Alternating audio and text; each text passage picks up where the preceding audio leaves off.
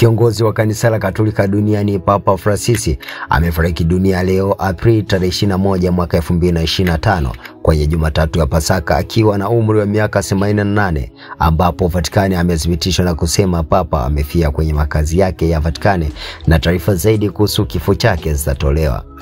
Papa ambaye alizaliwa mwaka 1966 hivi karibuni amepitia changamoto ya upumuaji hadi kuhitaji mashine ya kusaidia kupumua, na amekuwa akikabiliwa na matatizo ya kiafya ikiwemo maambukizi ya mapafu na unaweza kuita pneumonia, hadi kupelekea kulazwa kwa wiki kadhaa kabla ya kupoteza maisha.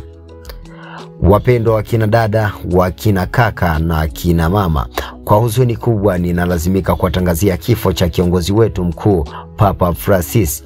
Mkuu wa Roma amerejea kwenye nyumba ya Baba, imesema taarifa ya Vatican.